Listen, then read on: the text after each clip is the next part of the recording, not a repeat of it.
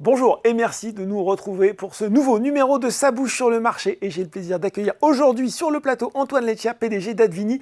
Advini, c'est le spécialiste de la production et de la valorisation des vins de terroir. Bonjour Antoine. Bonjour. Alors, nous sommes réunis pour parler de quoi? De l'acquisition d'une partie des activités de Cordier by InVivo, alors que des négociations exclusives ont été annoncées en décembre dernier. Mais avant de parler de cette opération structurante pour Advini, il faut revenir sur l'actualité récente du groupe. Et l'actualité récente, ce sont les résultats 2025. On avait déjà le chiffre d'affaires qui a été publié, plutôt résistant. Moi, j'ai envie de dire, quand je regarde justement le reste de cette publication, qu'il y a une belle résilience. Qu'est-ce qu'il faut retenir, Antoine, de ces chiffres? Eh bien, deux choses. La première, c'est que notre activité, effectivement, est stable cette année, mais avec deux aspects complètement différents. La première, c'est qu'on est en ligne avec nos objectifs parce qu'on a développé notre activité à l'export. Une croissance d'à peu près 3% dans un marché qui est plutôt dépressif, difficile, en baisse de 4 et quelques pourcents. Et donc, on a tiré notre épingle du jeu, mais c'est ni plus ni moins que les fruits de tout le travail engrangé, réalisé depuis de nombreuses années, avec une plus grande présence de nos commerciaux sur le terrain, avec des efforts sur le marketing, pour soutenir nos ventes, finalement, au plus près du consommateur. En revanche, on est en retrait sur la grande distribution française, en gros sur tous les marchés bataillés. Quand je dis la grande distribution française, parce que c'est un marché important pour nous, mais je devrais dire la grande distribution européenne. D'accord. Partout, c'est très difficile, très dur, très concurrentiel. Et nous, on a réalloué toutes nos ressources vers des marchés plus sélectifs, comme l'export, comme les réseaux qu'on appelle du on-trade, c'est-à-dire la restauration. Donc ça, c'est le premier aspect de notre année 25. Qui explique, le fait que la rentabilité soit au rendez-vous. Et bien évidemment, c'est-à-dire qu'en fait, on priorise les marchés les plus rentables et sur lesquels on peut croître, parce que ce n'est pas toujours facile, bien évidemment, parce que la concurrence reste quand même très, très forte. Le deuxième aspect, c'est finalement toutes nos marques qu'on arrive à mieux valoriser, qu'on arrive aujourd'hui à marketer, qu'on arrive à faire déguster, qui sont mieux reconnus par tous les dégustateurs du monde entier. Et ça, c'est aussi une grande satisfaction quand on est vigneron, parce que la qualité de nos vins reconnus, ça commence par ça. Donc ces deux aspects sont deux aspects qui ont très bien fonctionné.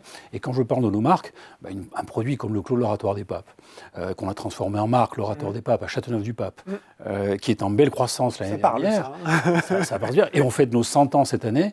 Donc finalement, on vend un vin, mais on vend aussi une histoire, on vend un terroir, on vend une origine, et puis on vend un futur. Donc tout ça, c'est pour nous donc une bonne année dans l'ensemble. Vous l'évoquiez dans votre réponse, comment ça se compare à vos concurrents et puis au secteur en général? Vous évoquiez un contexte qui reste un peu compliqué quand même. Alors c'est vrai que quand on regarde ce qui se passe sur la consommation du vin dans le monde, on a perdu à peu près 40 millions d'hectolitres.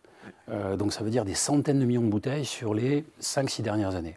Donc c'est vrai que ça fait peur. On se dit finalement, il y a on dit que les gens boivent plus de vin. Les jeunes boivent plus de vin, c'est ce qu'on entend parfois. Oui, mais on parle quand même de 200 millions d'hectolitres. Ouais. On est en train de parler de 3 milliards de bouteilles. Vous voyez que ça fait quand même beaucoup de volumes qui sont consommés. Et en fait, c'est plus une crise de l'offre, du marketing, de la présence sur le terrain, à notre humble avis. Et c'est pour ça qu'on investit dans cette direction-là. Plus de présence, plus de distribution. Et évidemment, quand vous avez des produits qualitatifs. Ça, c'est bien sûr une condition essentielle. Bon, on est déjà en avril, on est même quasiment en mai. Comment se présente ce début d'exercice? En ligne avec l'année 25. D'accord. C'est-à-dire un export qui se développe, surtout du grand export, là où on a mis des moyens en fait, et une grande distribution européenne qui reste à la peine. L'Angleterre avait bien résisté en 2025, et là en 2026, le début est plutôt assez difficile. Mais on compense, nous, par ces réseaux qui sont aujourd'hui des réseaux en croissance pour nous. Et donc j'espère que ça va suivre son fil sur l'année 26 comme on l'a réalisé en 25. Bon, et il va se passer des choses sur cet exercice, puisqu'il faut maintenant en venir à l'opération que j'évoquais en introduction, donc les négociations en cours pour l'acquisition d'une partie des activités de Cordier by InVivo. Déjà, justement, il va falloir savoir de quoi on parle précisément. Oui, c'est vrai, parce que vous savez que le groupe InVivo, qui est un groupe puissant français, présent à l'international, c'est plusieurs milliards de chiffre d'affaires, une dizaine de milliards, avait décidé de lancer une branche vin il y a quelques années, une dizaine d'années. Et on est très intéressé, on a été très intéressé par une partie de ces actifs, et qui correspondent à nos objectifs stratégiques que je viens vous décrire. Oui. Le premier, c'est de la distribution. On récupère une quarantaine de millions d'euros de chiffre d'affaires à l'export, mais avec des présences essentiellement sur le grand export. Des équipes de distribution au Japon, on n'en a pas. On fait du chiffre d'affaires, mais on n'a pas d'équipe sur place. Renforcement de nos équipes au Canada et aux États-Unis. Renforcement sur le Benelux, particulièrement aux Pays-Bas. C'est à peu près 50% du chiffre, on est assez peu présent. Et donc l'idée de cette distribution, c'est de la densifier pour mieux distribuer nos produits en étant au plus près des marchés. Et ça, c'est le premier objectif. Le deuxième objectif, c'est tout simplement, quand on regarde nos chiffres, effectivement, vous avez raison, les vins français, c'est moins 5% l'année dernière, moins 4,5%, mais c'est plus 3% sur les effervescents. Ah oui, donc il y a des segments de marché qui se Des segments de marché qui se développent. Oui. C'est une forte croissance, mais qui part de très faible, d'une base très faible sur les vins désalcoolisés. Et donc, notre deuxième axe chez InVivo, qu'on récupère par Cordier InVivo, c'est la marque Café de Paris, mais surtout le site de conditionnement qui est remarquable, qui est à la pointe de tout des effervescents, sur des vinifications en cuve clos. Je ne vais pas rentrer dans les détails, mais donc en fait, ce sont des mousseux de grande qualité. Et là, on n'en vend pas du tout. Et nos clients nous en demandent. Et donc, grâce à la distribution, on aura des synergies commerciales qui vont nous permettre, à notre avis, de développer assez rapidement ces ventes de vins effervescents. Et puis, on rentre dans un nouveau créneau. Est-ce que c'est durable? Est-ce que c'est une tendance? Mais en tout cas, on a une vraie demande sur des vins sans alcool, low alcool, des alcools. Oui, c'est ça. Voilà. Alors aujourd'hui, on est toujours au début quand même du process, on n'a pas toujours des vins qui sont de grande qualité. Tout le monde n'est pas convaincu. Tout le monde n'est pas convaincu, mais on fait, et je l'ai vu sur ces vins-là, on a une marque Artis qu'on récupère dans le portefeuille, c'est à peu près 700 000 bouteilles, donc c'est pas rien déjà, sur des vins tranquilles et des vins effervescents, et les qualités sur les blancs et les rosés sont remarquables. Et donc on prend ce créneau-là, et j'espère qu'avec, alors on va le gérer un petit peu différemment de nos grands vins, parce qu'on risque d'avoir des clientèles un petit peu différentes, donc là aussi on va organiser tout ça, mais c'est un marché qui pèse 2 milliards dans le monde, et qui croît à 50% par an. Oui, forte croissance. Donc on se dit que là on a des opportunités aussi, mais pourquoi? Toujours est-il pour densifier notre distribution et être plus puissant sur les marchés. Parce que je crois que le mal des vins français, il n'est pas dans la production, il n'est pas dans le savoir-faire, on a des gens remarquables, on a des terroirs incroyables, il est dans la capacité à se projeter dans les pays, à être bon, à comprendre le consommateur et à lui donner ce qu'il veut, tout en respectant son ADN. Et cet équilibre-là, il est difficile à gérer, et il passe par une taille suffisante pour pouvoir avoir des équipes sur place, les payer, être présents et développer nos affaires. Parce qu'on parle de densification du réseau, de la force commerciale, du portefeuille. Je parlais d'acquisition structurante. Elle va vraiment faire changer Advini de dimension. Oui, je pense, oui. Alors déjà, c'est une 40aine de millions d'euros de chiffre d'affaires supplémentaire, donc c'est quand même 15% du chiffre. Mais surtout, ça nous permet, ce chiffre-là, il est essentiellement sur l'export. Donc aujourd'hui, la part d'export pour Advini à date, c'est 60%, on va passer à 67%. Et bien évidemment, rapidement, 80% de nos ventes seront sur l'export. Parce que je pense que c'est une force d'entraînement. Que plus on est présent et plus on développe notre chiffre, c'est ce qui s'est passé au Canada, où Advini aujourd'hui est le numéro 1 français. Des équipes sur place vous permettent d'être leader, et la prime au leader à la distribution est importante. Et je pense que ça va accélérer notre développement. Alors bien sûr, on ne va pas faire ça sur 2 ans, parce que le métier du vin est un métier de temps long. Et on est passé, nous, de 80 millions de chiffres à 270 en 20 ans. Mais raisonnablement... C'est un petit coup de boost sur un accélérateur de croissance. Ah oui, je pense. Justement, là, début mars, les deux groupes ont signé un protocole d'accord engageant. Quelles sont maintenant, toi, les prochaines étapes et le calendrier qui va avec? Tout simple, 30 avril, donc jeudi, signature définitive et closing.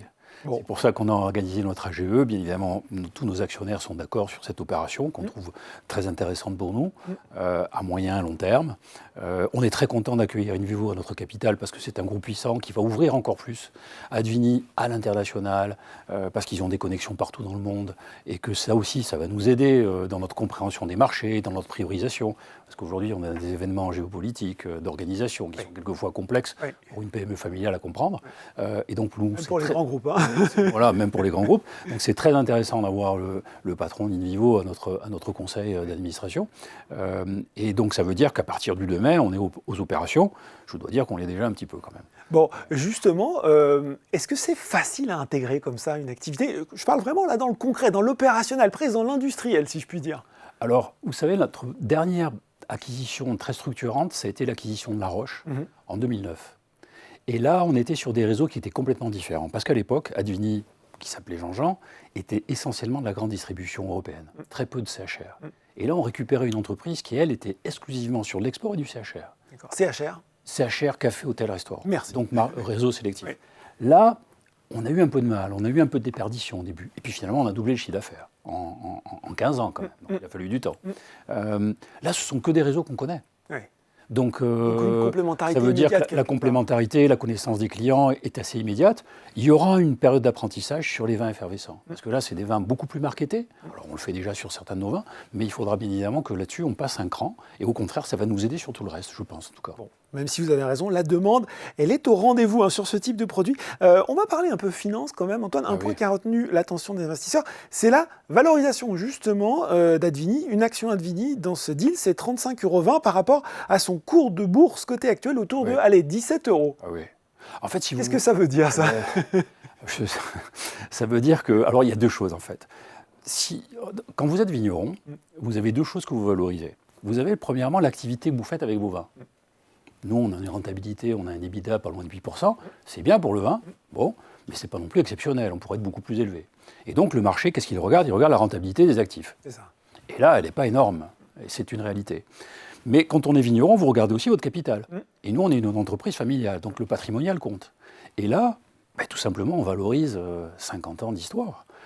Quand on rachète le Clos de l'Oratoire en 2000, on paie que 60 000 € l'hectare.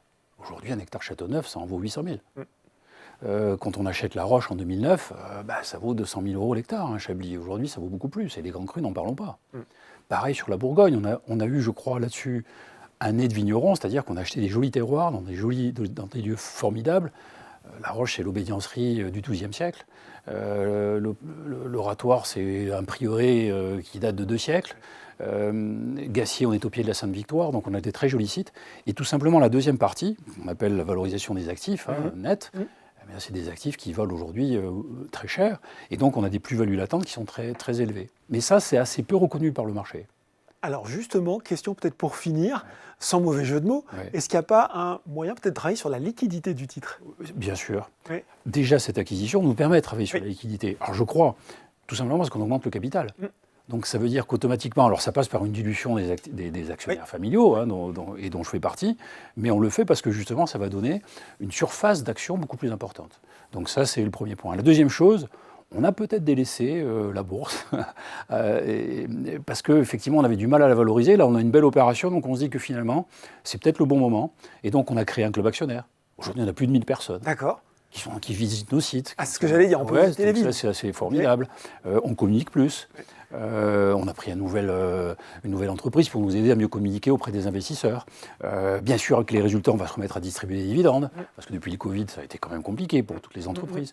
Donc tout ça fait que je pense que finalement, on va redonner confiance. Et puis je pense que les small caps, quand on parle d'une histoire, d'une famille, quand on parle de terroir, quand on parle d'art de vivre, eh bien, je pense que ça va plaire. Voilà, et j'espère qu'en tout cas, le titre sera reconnu à sa juste valeur. Là, en tout cas, c'est fait de façon sonnante et trébuchante par une entreprise multinationale. Donc, ce n'est pas fait au hasard. Et c'est vrai qu'à 35 € le titre, on est peut-être encore loin de la valeur d'Advini quand on prend tous nos actifs. Mais c'est déjà un bon pas en avant. Déjà, on double la valeur. Donc, j'espère que ça va entraîner les actionnaires à croire dans le titre Advini et qu'on va croître. Ouais. Voilà, une histoire de terroir qui a de l'ambition et qui peut plaire aux investisseurs, en tout cas, sur l'acquisition d'une partie des activités de Cordier by InVivo. Merci beaucoup, Antoine, pour ces explications. Merci beaucoup. Merci beaucoup. C'est fini pour ce Ça bouge sur les marchés, mais on se retrouve très bientôt pour un nouveau numéro.